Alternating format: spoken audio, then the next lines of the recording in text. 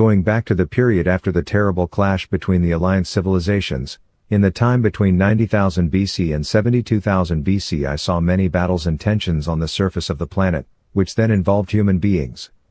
Those conflicts culminated in a terrible and huge war on the territory of today's Europe, around 50,000 BC. The war was a defining moment for our planet and for the beings on its surface, because it involved a certain rupture between the planes of existence, especially between the physical plane and the etheric subtle plane. At that time, there was an advanced civilization of human beings on Earth called Tars, but I also heard slight differences in the frequency play of this word, which I understood as Tarsay or Terasay. However, I considered Tars to be the basis, so the inhabitants of that time, in that region of the world, we can call the ancient Tars, the ones I will refer to next. The configuration of the land in the northern hemisphere, as I saw it in the holographic images shown to me, was a little different from what we know today. Sweden, Norway, Finland were united with Europe, for instead of the vast area which is nowadays covered by the sea, there were only lakes and a few large rivers. The Tars civilization advanced even further south, towards Poland, Ukraine, Romania and even a little further east, taking in parts of today's Baltic countries. In other words, the territory over which it spread was vast. For the most part, the Tars were human beings, but their bodies were much more slender, vital and harmonious than those of contemporary humans. At the beginning of their civilization, many thousands of years before, around 70,000 BC, they were beings, but due to repeated combinations with more primitive beings, their DNA underwent major transformations with strong overtones. From one point of view, we can say that they were a civilization of half-gods, or hybrids from the combination of ENL and ENK beings. At that time, in that area which covered much of Central and Northern Europe, the many frequencies of the etheric plane intersected in many places with the frequencies of the physical plane, resulting in many space-time portals, through which one could easily pass from the physical to the etheric plane and vice versa. The colossal armed confrontation between the populations of the area, most of which were Tars populations, also meant a rupture of the planes of existence for the Earth, or a much more severe separation between the physical and etheric planes occurred. Up to that time, conjunctions or interpenetrations between these two planes of existence were something natural. If, for example, an ENL being was in Africa and wished to reach northern Poland, this could happen in a few moments, by crossing such a portal, which in fact was a specific union or touch between the physical and etheric planes. Origin of the conflict. As has been shown to me, at the level of society at that time the cause of the huge conflict around 50,000 BC, was friction between the different faiths shared by the Tars populations. At that time the links between the physical and etheric planes were numerous, creating many portals of passage from one plane to another on the surface of the planet, but above all providing access routes to the sacred realms inhabited by wise ENL beings, which would later form the realm of Shambhala. Over time, however, some groups of the Tars population began to desire an expansion of their territory, which also involved more crossing zones between the physical and etheric planes. This led to the first armed conflicts, which at first were relatively minor. However, by their multitude and insistence, those battles and wars destabilized the natural existence of the portals between the physical and etheric planes. The etheric zones corresponding to those frequencies began to separate more and more from the physical plane, and this gave rise to great discontent and misunderstanding, because many possibilities were lost, which were previously valid because of coexistence with the etheric plane, superior knowledge, much easier access to moving from one zone to another, contact with superior beings, superior states of existence and others. Therefore, each population group involved in the conflict wanted an acceptable area to continue their existence, and many of them even wanted the territories of Shambhala. The situation then unfortunately resembles what we encounter today. Different states and ethnicities claim territories belonging to other states and ethnicities, which irretrievably leads to tensions and conflicts, which often degenerate into wars. That was in fact the moment when the Great War started, through a kind of unification of all the warring sides that had been going on for years in different parts of the Tars territory. Different factions and population groups were fighting in different parts of the Tars territory, but gradually, through the portals between the physical and etheric planes, they came to be concentrated in one area of convergence. This further intensified the disagreements between the population factions, which began to form numerous ad hoc alliances. At one point things had become so complicated that nobody knew who they were really fighting or who they were allied with. The rush of armed clashes. It was a terrible, huge, devastating war. A huge army, led by factions hostile to good, forced some entrances into Shambhala, attacking through several access areas, located in my estimation in southern and central Poland. There, however, they ran into a strong defense of the common crossing areas, between the physical and etheric planes. The conflict zone then spread out over huge territories, like a small fans, covering part of Ukraine and northern Romania, the whole of Poland, up to and including southern Sweden. The terrible conflict involved a huge number of warriors, perhaps several million. It was practically a slaughter, especially as it was not a medieval battle with swords, bows and spears. The Tars were elite warriors, very powerful and with weapons that borrowed some characteristics and powers specific to the etheric plane, with which they had had very frequent contact until then. That was another reason for the war, as the illusion of losing power can breed monsters in the mind. However, I also saw other groups of less developed ENK beings, also very powerful, but with conventional weapons such as axes, spears or bows. Even the ENL beings, who were still fewer in number, did not stay away from that terrible confrontation, but used far superior technologies, such as some highly armed attack airships. I saw, for example, how they emitted a kind of jets like a laser beam, which branched out near the surface of the Earth and caused immense damage, both to property and human life. I have watched some of the battle scenes, and I can say that in terms of the scale, the clash and the energy involved, that human conflict was even more terrible than the warfare waged around 100,000 BC by extraterrestrial civilizations, both in the vicinity of Earth and on its surface. Even though the level of destruction in the alien conflict was far greater, and the nature of the weapons they used was far more terrible and destructive, the Great Tars War was nonetheless marked by unimaginable commitment on the part of the warring parties and extraordinary ferocity. It was practically like widespread madness. After the war, the conflict was so violent that it deeply shook the morale of all parties involved. It was so painful and shocking that after it ended, some ENL peacekeepers decided that it should be etched into the memory of humanity to prevent it from happening again. The images then showed me, in translucent and slightly blurred mode, specific to the reality of the ethereal subtle plane, the presence in the conflict zone of giant columns, like warning beacons. They were dizzying constructions in their grandeur, which, as I was shown, contained within them a kind of telepathic wave transmitters, the purpose of which was to prevent any such devastating conflict in the future, by emitting specific frequencies that were activated in the event of such a threat. Those who survived stayed in those areas, and gradually laid the foundations of a new civilization, which was the great and powerful Hyperborean civilization.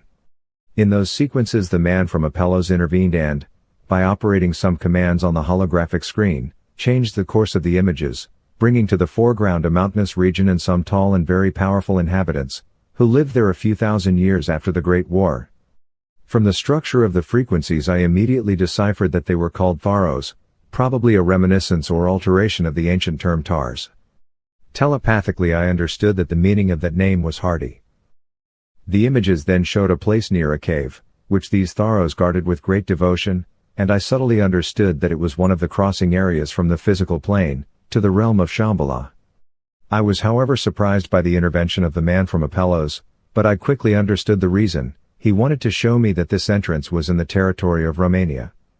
Of course, it is not the only one here, just as there are such entrances to the realm of Shambhala in other countries, but it is one of the few stable, permanent intersections between the physical and etheric planes that has not been affected by the Great Tars War.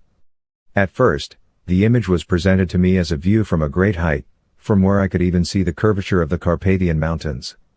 Then some specific markers and symbols appeared within it, to the right, indicating the entrance to Shambhala. Then I realized that the entrance was somewhere on the mountain that today is known as Chaklo. The Great Tars War of 50,000 BC destabilized many areas of passage to the etheric plane, which later led to the separation of the etheric plane from the physical plane. There was a rearrangement of dimensions, a recalibration of dimensions, and here I am referring specifically to the physical and etheric planes. Because of the nature and intensity of the emotions conveyed by the combatants at that time, the energies involved were enormous, so that even the astral plane around the Earth was affected. The incredible violence and ferocity that characterized it, with its negative effects on the planet's existential plane, made that armed clash remain etched in Earth's etheric memory as an important landmark for mankind, an event of sad memory, a kind of crucial reminder, a sad example that must never be repeated. As a result of the very bloody war that took place then, many hybridized beings that originated from ENL and ENK beings could no longer sustain the link between the physical and etheric planes and separated. It was later shown to me in some synthetic images that, after the end of the war, the few remaining beings, especially the higher ENL branch beings and the higher ENK branch beings, or some of the demigods who represented hybridizations with ENL beings, later developed an elevated spirituality in that area, which thus became the birthplace of the great Hyperborean civilization. Hyperborea. Just as in the case of Shambhala, historians and archaeologists classify Hyperborea as a so-called mythical civilization, because there is almost no clear material evidence of its existence. In reality, the Hyperborean civilization represented a very vivid reality of ancient times, as I could see in the exceptional images that were presented to me on the Apello's holographic screen.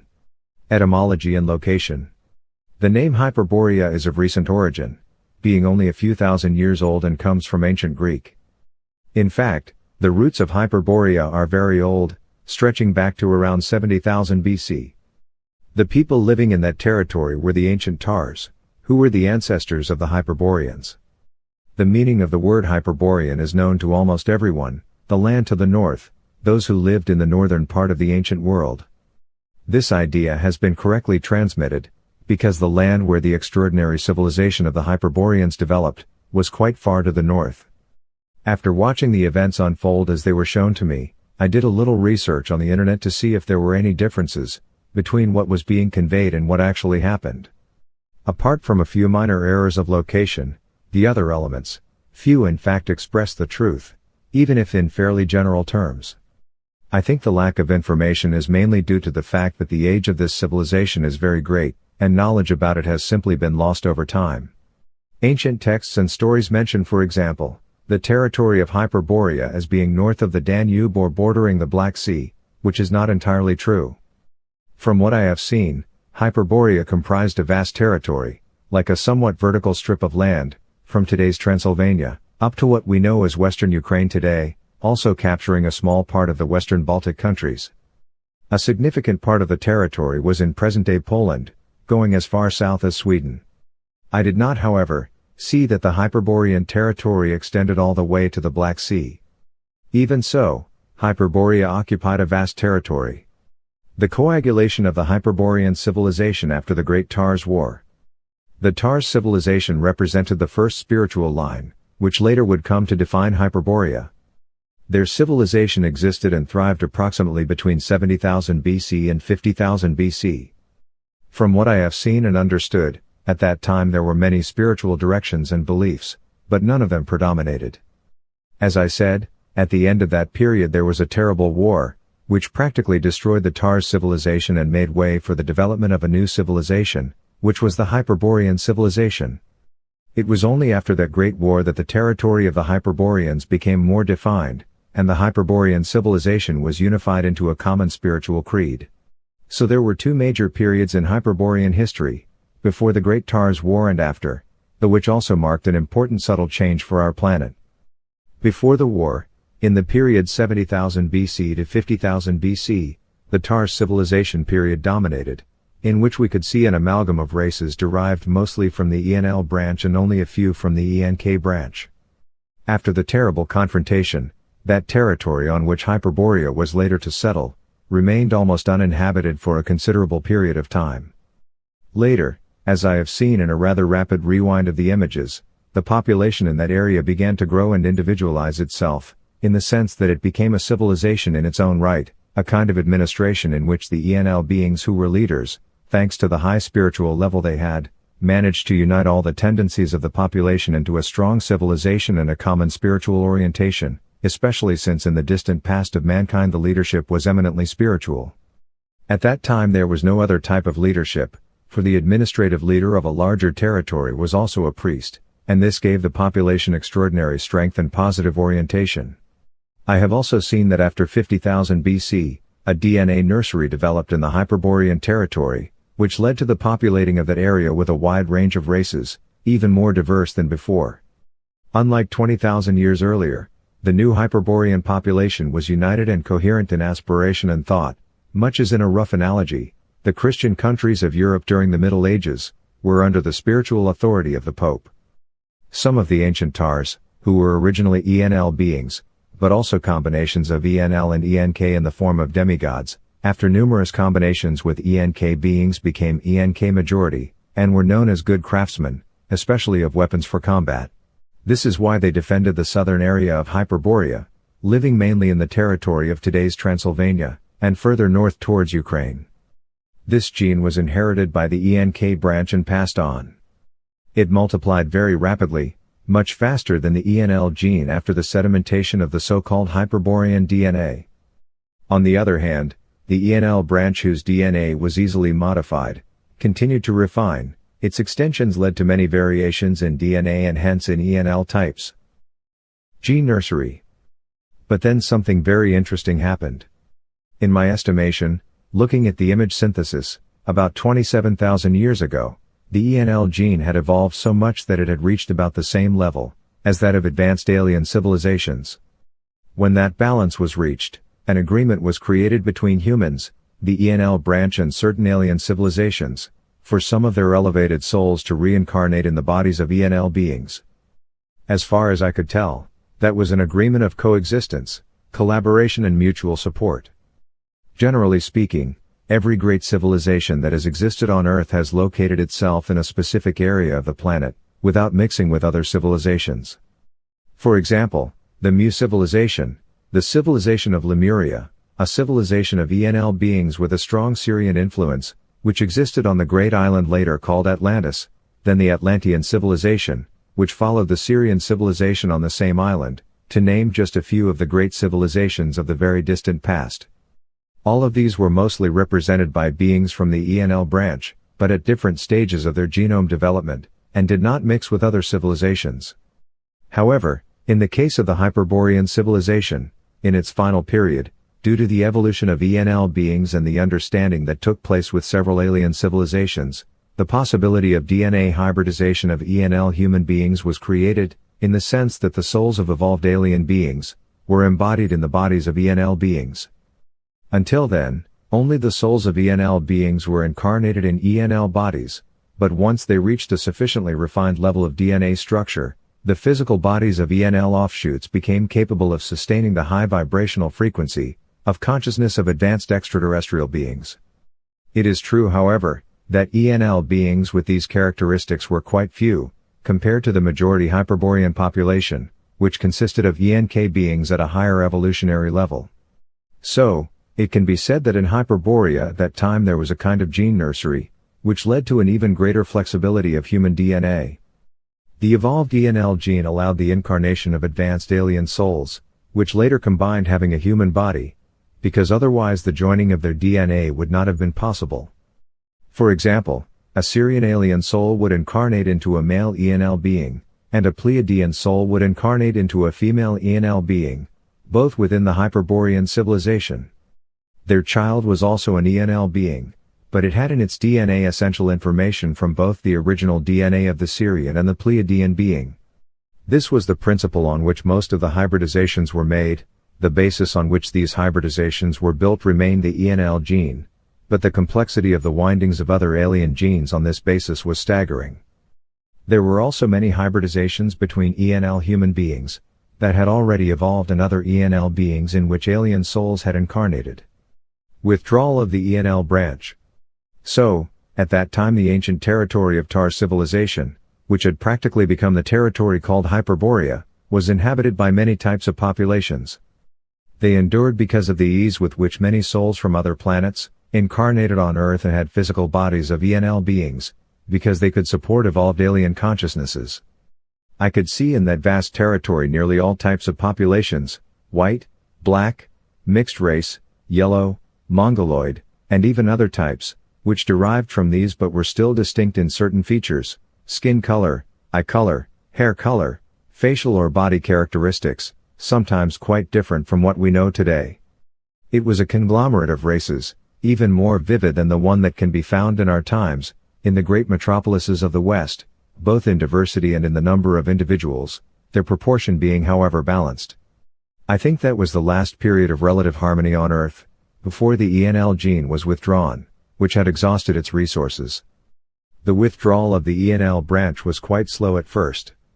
It began around 27,000 BC and meant that ENL beings were no longer spread across the planet, but gradually remained only in certain areas of the planet. The withdrawal of ENL beings from the physical plane accelerated greatly after the fall of Atlantis.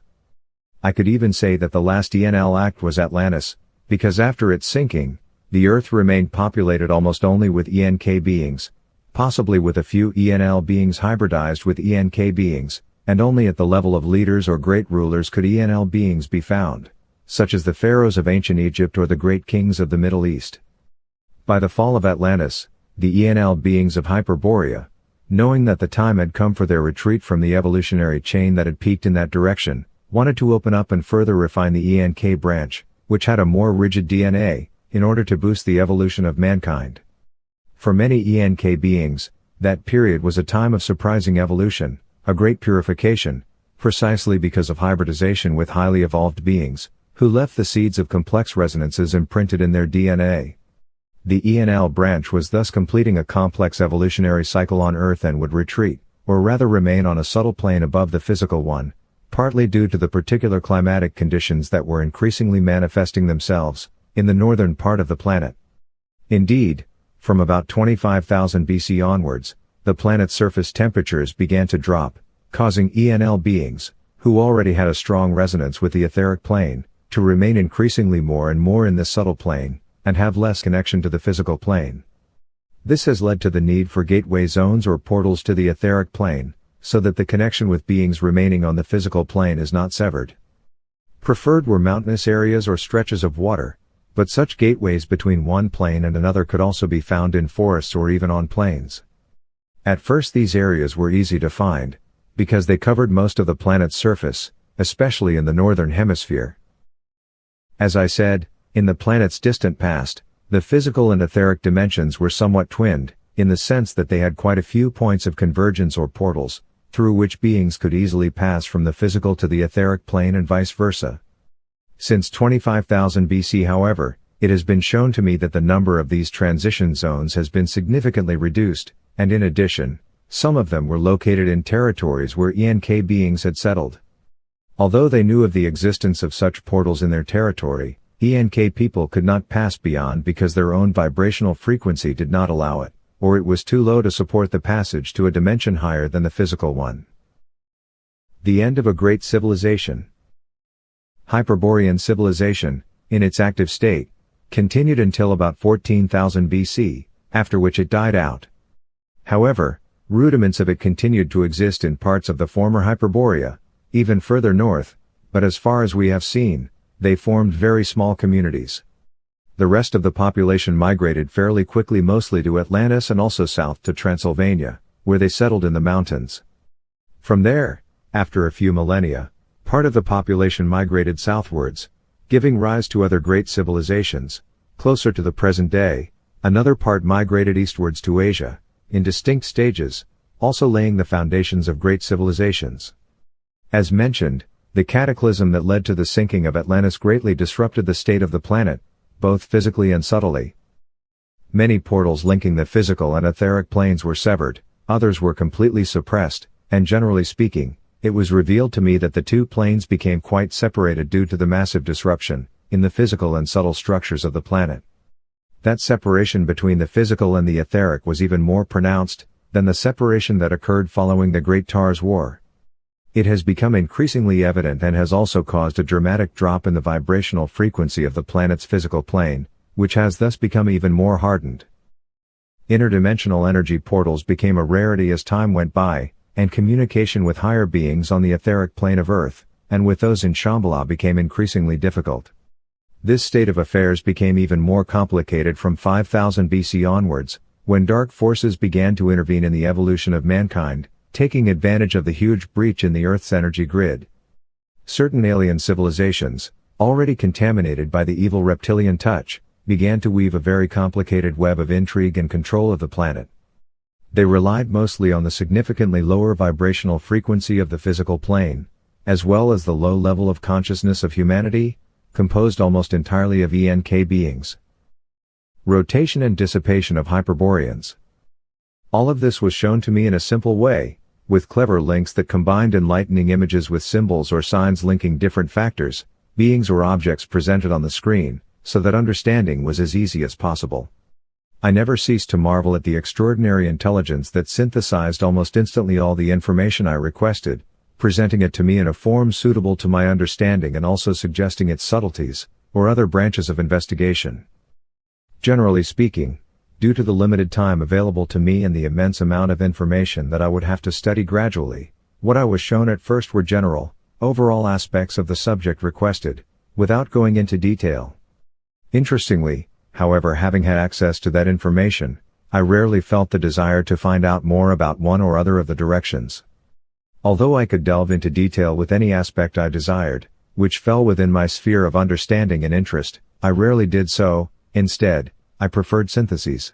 One explanation may be of a practical nature, as I was trying to store as much information as possible, even at a general level, reserving the possibility in the future to possibly go deeper into some details of interest.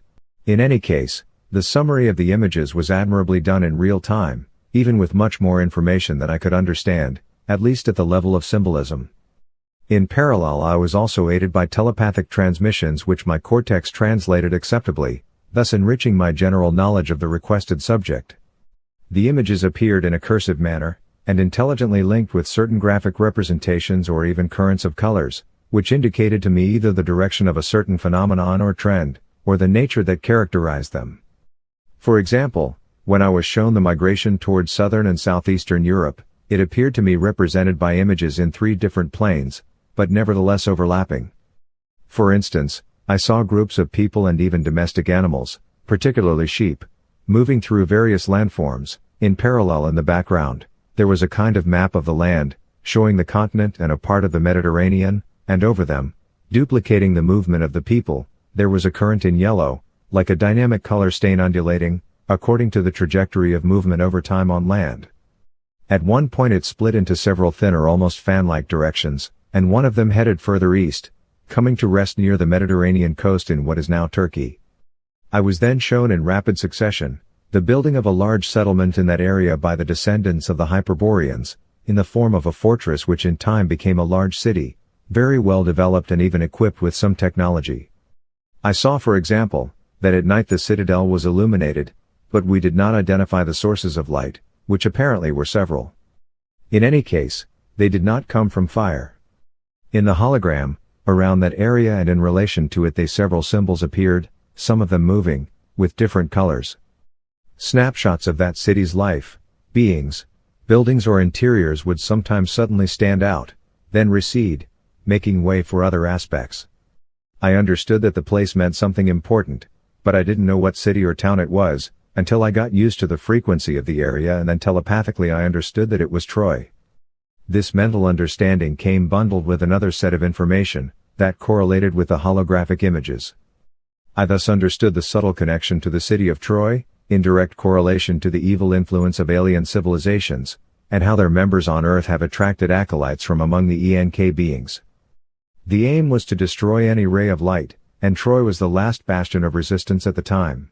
I will return to this subject later.